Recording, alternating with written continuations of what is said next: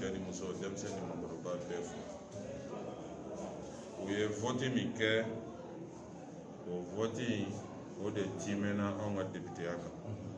aw bɛɛ y'a ye cour constitutionnelle ka baara gɛlɛyaw ye caman yira a la u ye caman tigɛ nka ala barika la an ka sebaaya u ye a confirmer a diyara o ye a ma diya o ye o kɔni y'a confirmer o ye a kɛ ka anw kɛ député anw ka kulu candidat wɛrɛw bɛ u y'olu ta tigɛ olu ka sebaaya kɛ u bolo perte ye commune 1 b'o la Mopti b'o la an y'a fɔ n ko an ma jɛ n'a ye bi an ma jɛ n'a ye sini mais Mali sariya de don ko ni cour constitutionnelle ye min kɛ ko foyi t'o kɔfɛ o y'o ye an y'o fɔ k'o bila nka an ma jɛ n'a ye bi an ma jɛ n'a ye sini anw minnu taara ka kɛ député ye o t'anw ka cɛfarinya ye koyi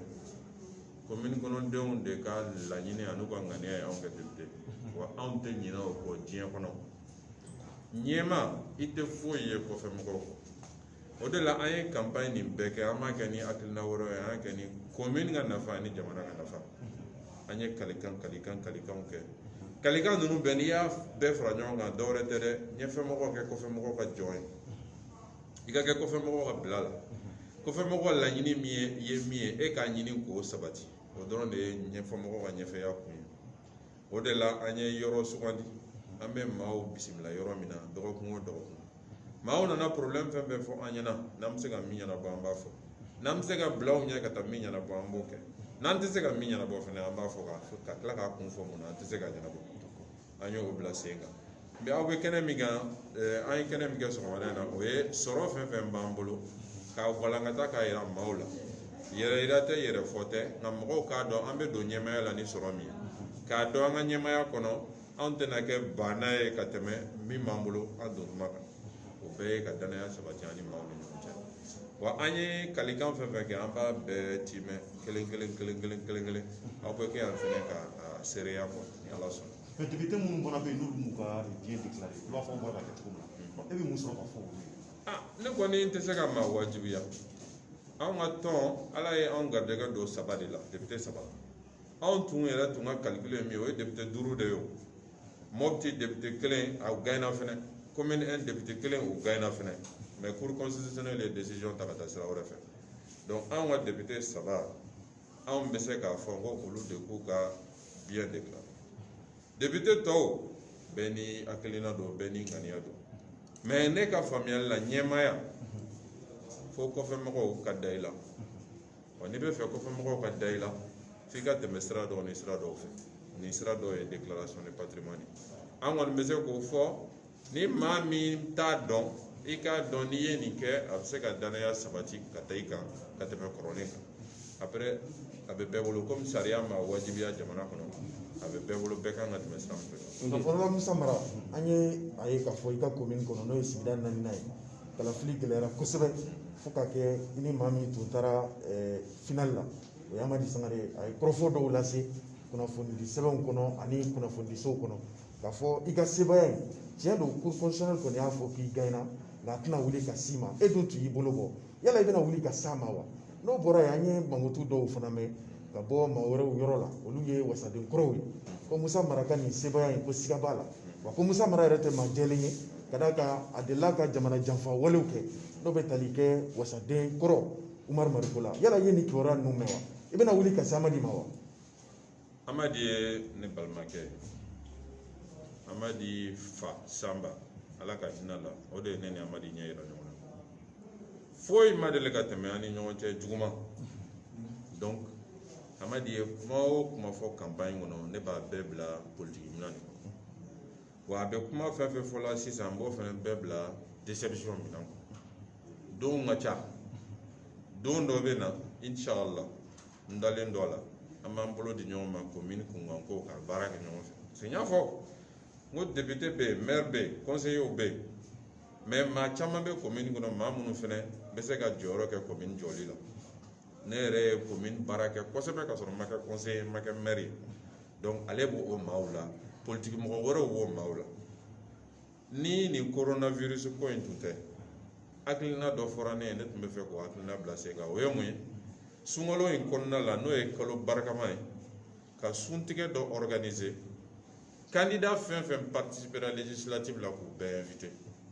Amadi b'o la mais tɔw fɛn fɛn minnu fɛn fɛn éliminera premier tour la olu bɛɛ mais n'i y'o lajɛ k'o fara ɲɔgɔn kan a ka ca ni mɔgɔ 50 ye parce que candidat tun ye mɔgɔ 8 fila o ye mɔgɔ 56 ye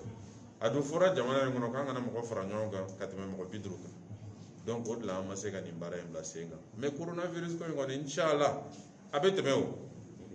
a bɛ tɛmɛ fɛnɛ a tɛmɛ an b'a bisigi an b'an jigi da ala kan ko la don n'a nataw la an bɛna tɛmɛ sira damadɔw fɛ pour que ka politique mɔgɔw fara ɲɔgɔn kan ni campagne kɛra campagne bɛɛ b'i ta ɲini ni campagne tɛmɛna commune dilanni ani jamana dilanni de bɛ n'an bɛɛ ko k'an bɛ fɛ ka jamana dilan an bɛ fɛ ka commune dilan an b'an ka tunu ɲɔgɔn na kɔ anw bɛna o baaraw daminɛ inchallah n'a tuma sera an bɛ se ka ɲɔgɔn ye an bɛ se ka réunion organiser ka sɔrɔ gɛlɛya caman ma don a la coronavirus ko in an bɛna o baara bila sen kan donc dimi fan si ŋaniya jugu fan si tɛ anw fan fɛ campagne yɛrɛ kɔnɔ aw y'a ye o mɔgɔw ye fɛn caman fɔ mais anw ma fɛn fɔ maa wa an b'o sira de kan surtout sisan yɛrɛ an kɛlen ɲɛma ye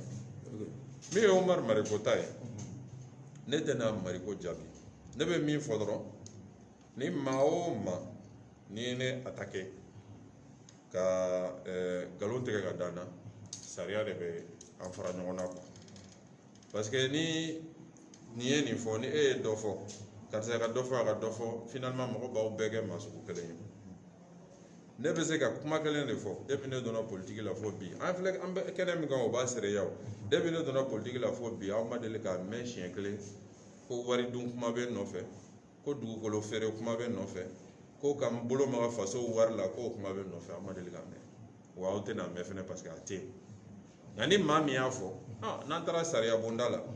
ale y'a fɔ ni daluya min ye a bolo dalen bɛ kisa minnu kan a b'o yira sariya bonda la kɛ e bɛna kiriw lawuli wa siga foyi t'a la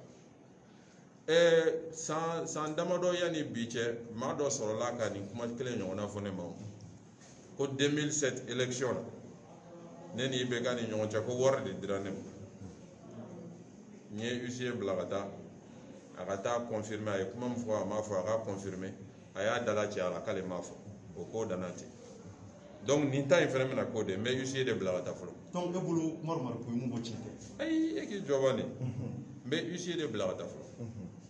i ye kuma min fɔ est ce que i b'a sɛbɛntiya ou bien i t'a sɛbɛntiya n'a y'i da cɛ a la k'ale m'a fɔ a banna n'a m'i da cɛ la n'a ko k'ale y'a fɔ en ce moment huissier bɛ o dossier di an bɛ plainte an bɛ taa tribunal la sa i ye kuma min fɔ na n'a preuve ye n'i ma na n'a preuve ye ça veut dire que i ye nkalon jugu de da maa la o ni sariya n'o ɲangini min ka kan o ɲangini bɛ bila sen kan anw ta tɛ kɛlɛ ye an ta tɛ woyo ye an tɛ maa jaabi sariya bɛ yan maliyɛn bɛɛ de kama sariya b'an bɔ ɲɔgɔn na inchallah samara kumakan laban n'o yera ne fɛ o bɛna kɛ commune denw ka ɲininkali ye n'a fɔra e Musa Mara ye parti yɛlɛma maa ye i nana kɛ wasaden ye a yira k'a fɔ wasadenw ka ma bisimila yɔrɔ n'o ye permanence ye o tun kan ka kɛ yɔrɔ ye maaw ko ten min tɛ parti yɛlɛma ka jamana ye n'a fɔra ko ka maaw wele ka na parti yɛlɛma ka jamana la k'o kɛra permanence ye nin tɛ ka maaw sama k'u kɛ yɛlɛma tɔnden ye jago yala nin ko in nin bɛ faamuya cogo di yɔrɔ wɛrɛ ma sɔrɔ commune kɔnɔ commune ka bon dɛ o ɲininkali la n bɛna o jaabi kɛ sigiyɔrɔma fila ye sigiyɔrɔma fɔlɔ ye min ye maa fɛn fɛn bɛ na parti siège la i bɛ na ni problème de ne ka faamuyali la maa minnu bɛ na ni problème ye u bɛ taa fɔ parti siège la o u bɛ taa fɔ bâtiment wɛrɛ kɔnɔ u bɛ taa fɔ mairie la o ce n'est pas le plus important ye problème nin ka ɲɛnabɔ c'est ça le plus important o ye fɔlɔ ye filanan ye min ye parti siège min filɛ sisan ne bɛ deli ka mɔgɔw reçoit yan comme président du parti ne bɛ maa min reçoit ni min tɛ yɛlɛma la o de ka ca ni ba na si ye ni min bɛ yɛlɛma la donc mɔgɔw k'a dɔn i kana parti siège la o kɔrɔ tɛ k'i ye yɛlɛma ye dɛ i bɛ don yɛlɛma la ka da yɛlɛma hakilinata de kan mais kana parti siège la k'i ka problème ɲɛfɔ députéw ye o man ka se ka maa si bali k'a fɔ ko parti siège don n tɛ taa yen sabanan ye min ye ne de y'o fɛ yen rasi anw y'a fɔ sisan ko anw bɛ fɛn min sɔrɔ assemblée la anw bɛ n'o don commune na n'i ko ko an ka taa yɔrɔ wɛrɛ ta